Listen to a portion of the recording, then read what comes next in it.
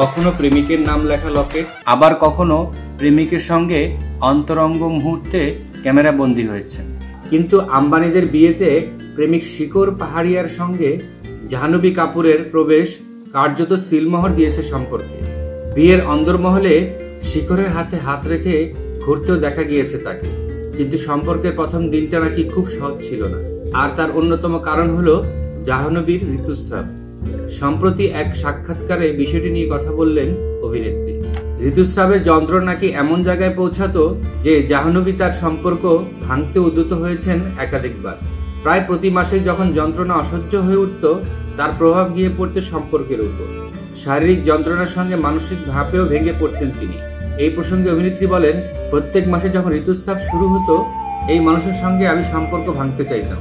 সম্পর্কে আসার প্রথম ৩-৪ মাসে এই দেখে ও হচকিয়ে গিয়েছিল, কিন্তু বেশ কিছুদিন একসঙ্গে থাকার পরে ও বুঝতে পেরেছিল বিষয়টা। জাহ্নবী জানান, ঋতুস্রাব শুরু হলে সম্পর্ক ভাঙতেন তিনি, আর তার কয়েকদিনের মাথায় আবার সম্পর্ক ঠিক করতে যেতেন প্রেমিকের কাছে। অভিনেত্রী আরো বললেন, সম্পর্ক ভাঙার 2 দিন পরে আবার আমি কাঁদতে কাঁদতে গিয়ে ক্ষমা চাইতাম। আমি বুঝতে পারতাম না আমার মানসিক অবস্থা এমন কেন হতো, সাংঘাতিক পর্যায়ে পৌঁছে যেত।